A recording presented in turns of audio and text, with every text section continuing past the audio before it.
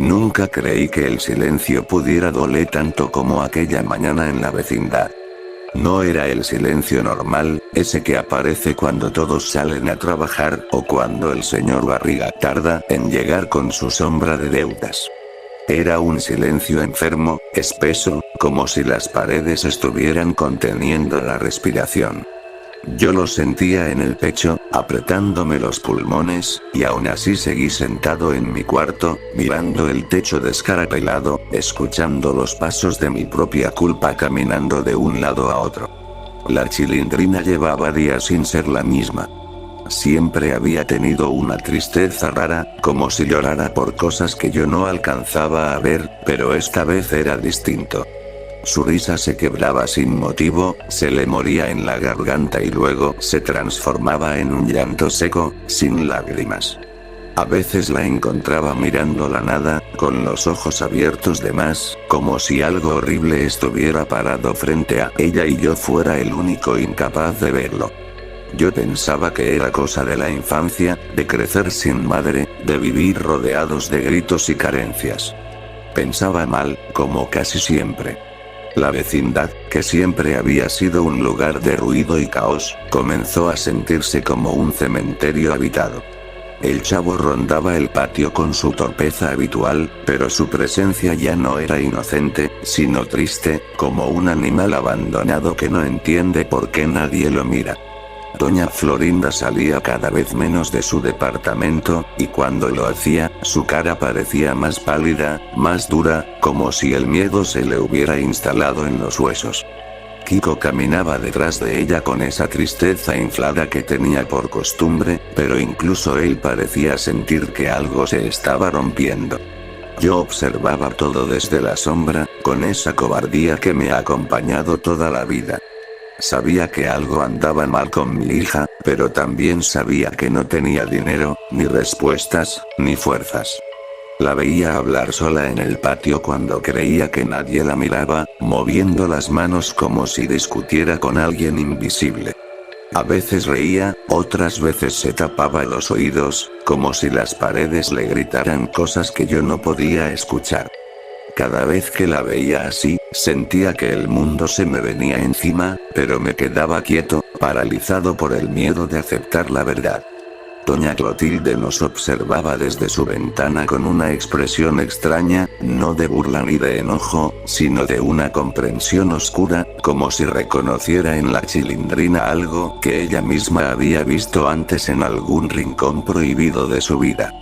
El profesor Girafales llegó una tarde a visitar a doña Florinda, y su figura alta y torpe parecía fuera de lugar en medio de esa atmósfera pesada. Incluso él, con toda su educación y calma, parecía incómodo, como si la vecindad le estuviera susurrando que no era bienvenido. El día que el señor Barriga apareció con ñoño, el aire se volvió todavía más denso. No era solo el peso de la renta atrasada, era la sensación de que algo iba a estallar. Yo los vi cruzar el patio, y por un momento pensé que todo seguiría igual, que la vida continuaría castigándome con pequeñas humillaciones cotidianas. Pero la Chilindrina los miró con un terror que me heló la sangre. Sus ojos se abrieron de par en par, y su cuerpo tembló como si hubiera visto a un monstruo. No gritó, no lloró, solo retrocedió lentamente, murmurando palabras que no tenían sentido, palabras que parecían venir de otro lugar. Esa noche no pude dormir. Escuchaba a mi hija moverse en su cama, reír y llorar en intervalos irregulares, como si estuviera atrapada en una pesadilla interminable. Cada sonido me atravesaba como un cuchillo. Pensé en su madre, en todo lo que no supe darle, en la vida miserable que le había tocado por mi culpa. Me sentí pequeño, inútil, asquerosamente humano. Al amanecer, la encontré sentada en el suelo, abrazándose las piernas, mirando la pared como si fuera un espejo roto. Sus labios se movían sin sonido, y su rostro estaba empapado de sudor frío. En ese momento entendí que mi hija estaba peleando una guerra que yo no podía ver, contra enemigos que solo existían en su mente, pero que la estaban destruyendo de verdad. Sentí miedo, un miedo profundo, no a ella, sino a perderla, a verla desaparecer pedazo a pedazo sin poder hacer nada. La vecindad seguía su rutina, ignorante o indiferente al desastre que se gestaba en silencio. Nadie parecía notar que algo terrible estaba creciendo en ese lugar, como una sombra alimentada por el abandono y la miseria. Yo sí lo notaba, y cada segundo que pasaba me convencía de que el final no sería amable. Algo se estaba rompiendo en la Chilindrina, y con ella, en todos nosotros. Con el paso de los días, la vecindad dejó de parecer un lugar real y se convirtió en una especie de escenario torcido, como si alguien hubiera cambiado las reglas sin avisarnos. Yo seguía despertando cada mañana con el mismo nudo en el estómago, sabiendo que algo iba a salir mal, pero sin saber exactamente cuándo ni cómo. La Chilindrina ya no dormía bien. Caminaba por el patio a deshoras, arrastrando los pies, murmurando cosas que no entendía, y a veces se detenía frente al barril del chavo como si esperara que de ahí saliera alguien que solo ella podía ver. El chavo comenzó a evitarla. No lo hacía por maldad, sino por miedo. Lo notaba en su forma de esconderse detrás de las escaleras o de quedarse inmóvil, mirando el suelo, cuando mi hija se le acercaba con esa sonrisa torcida que ya no tenía nada de infantil. Ella lo observaba con una intensidad enfermiza, como si en él viera fragmentos de algo que su mente no lograba ordenar. Yo quería intervenir, decirle que se calmara, que todo estaba bien, pero la verdad es que nada lo estaba. Doña Florinda empezó a persignarse cada vez que veía a la Chilindrina. Sus pasos se volvieron rápidos, nerviosos, como si temiera que la locura fuera contagiosa. Kiko, siempre pegado a ella, miraba a mi hija con una mezcla de desprecio y terror, y aunque yo estaba acostumbrado a sus gestos exagerados, esta vez había algo distinto en su mirada, algo sincero y oscuro. La vecindad entera parecía girar alrededor de la fragilidad de una niña que se estaba quebrando por dentro. El profesor Girafales regresó varias veces a visitar a doña Florinda, y su presencia, que antes traía cierta calma, ahora solo hacía más evidente lo fuera de lugar que estábamos todos. Yo lo veía observar a la Chilindrina desde lejos, con una expresión de preocupación genuina, como si entendiera que aquello no era un simple berrinche ni una etapa. Pero nadie hacía nada. Nadie sabía qué hacer. Y yo, su padre, era el más inútil de todos. Doña Clotilde, en cambio, parecía acercarse más. La veía asomarse a su ventana, bajar al patio con pasos lentos, quedarse quieta observando a mi hija durante largos minutos. No había burla en su rostro, solo una especie de tristeza resignada. A veces pensaba que ella veía reflejada en la Chilindrina una versión más joven de sí misma, alguien que también había hablado con voces inexistentes, alguien que había sido ignorado hasta que ya era demasiado tarde. Esa idea me atormentaba. La mente de mi hija empezó a construir su propio mundo, uno cruel y desordenado. Me decía que las paredes se movían, que las personas cambiaban de rostro cuando nadie más miraba, que el chavo no era un niño, sino algo vacío, hueco por dentro. Yo escuchaba todo eso con el corazón encogido, tratando de convencerla de que estaba a salvo, aunque en el fondo sabía que mentía. No estaba a salvo ni siquiera dentro de su propia cabeza. El día que el señor Barriga volvió a la vecindad, acompañado otra vez de ñoño, fue como si la tensión acumulada explotara en silencio. Mi hija comenzó a temblar desde que los vio entrar. Sus manos se cerraron en puños, y su respiración se volvió rápida, desesperada. Caminaba de un lado a otro, como un animal acorralado.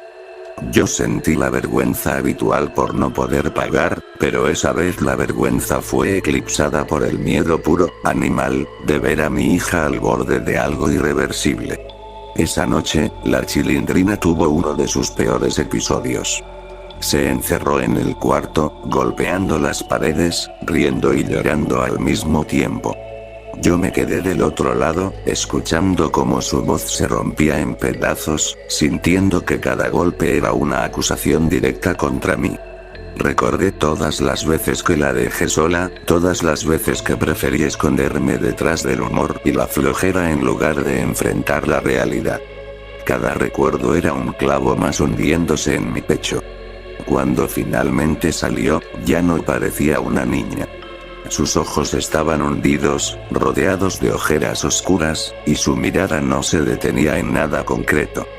Caminó hasta el patio y se sentó en el suelo, hablando con alguien invisible, respondiendo a preguntas que nadie había hecho. El resto de los vecinos miraba desde lejos, en silencio, como si presenciaran un ritual prohibido. Nadie se acercó.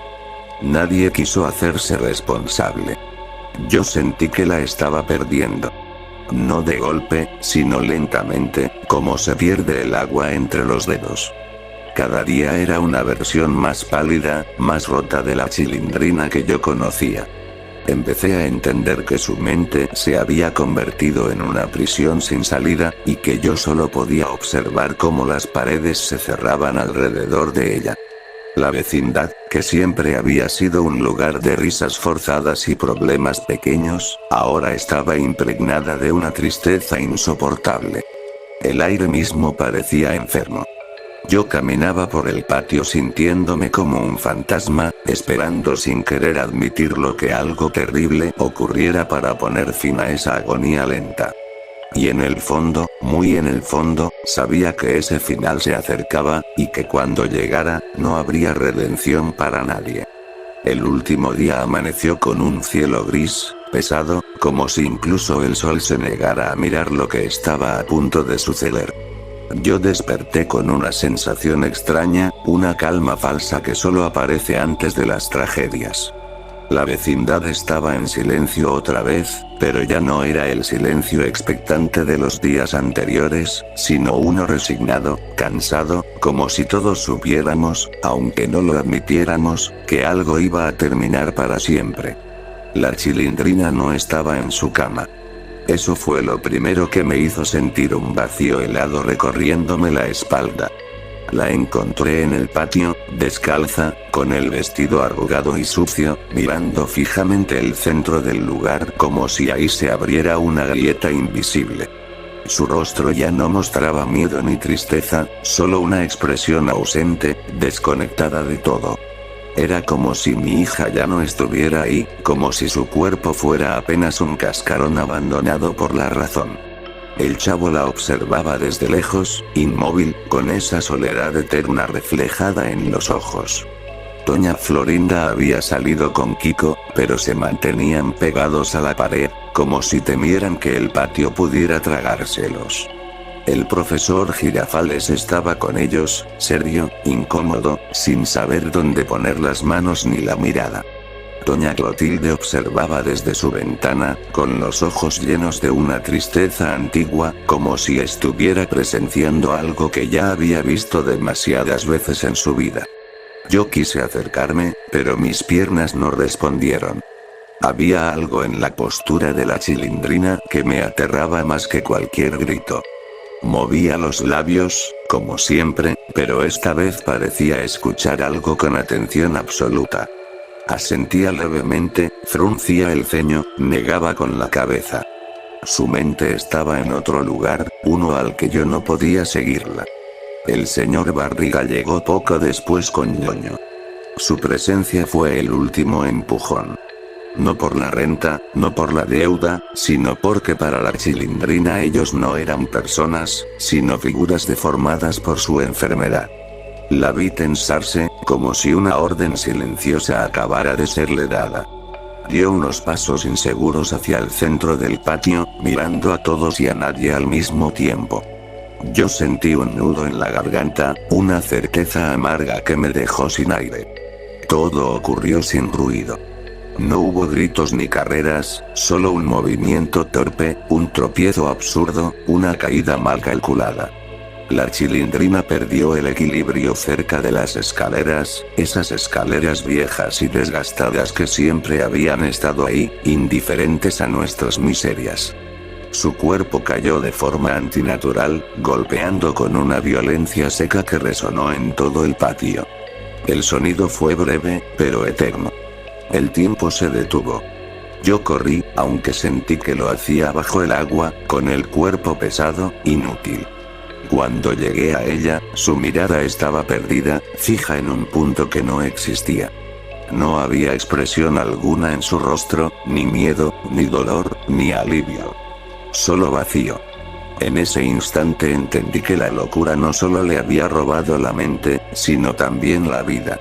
No como un acto consciente, no como una decisión, sino como el desenlace inevitable de una batalla que llevaba demasiado tiempo librándose sola. La vecindad se llenó de un silencio absoluto. Nadie se movía. Doña Florinda se cubrió el rostro, Kiko se aferró a ella, el profesor Girafales bajó la cabeza. El chavo se quedó quieto, como una estatua rota, mirando el cuerpo de la única persona que, a su manera, siempre había compartido su abandono. Doña Clotilde cerró los ojos lentamente, como si confirmara un destino que ya conocía. Yo me quedé ahí, sosteniendo la mano fría de mi hija, sintiendo como todo lo que había sido mi vida se desmoronaba en ese patio miserable. Pensé en todas las señales que ignoré, en cada momento en que elegí no ver, no escuchar, no actuar.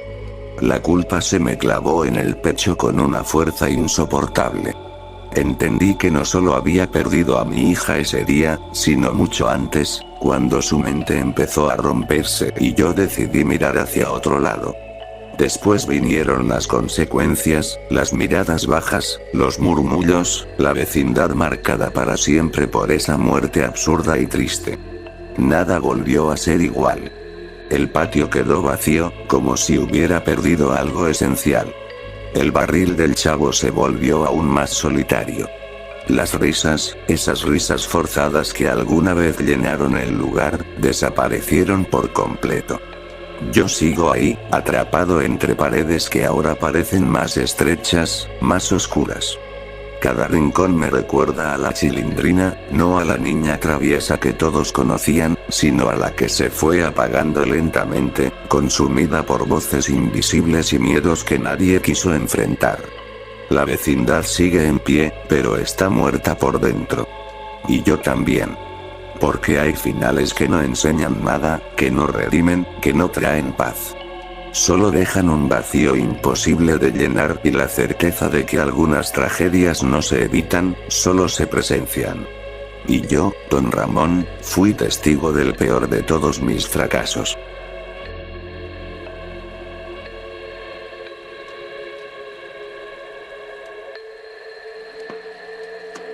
¡Toma! No te doy otra más porque presta para que... ¡Ah!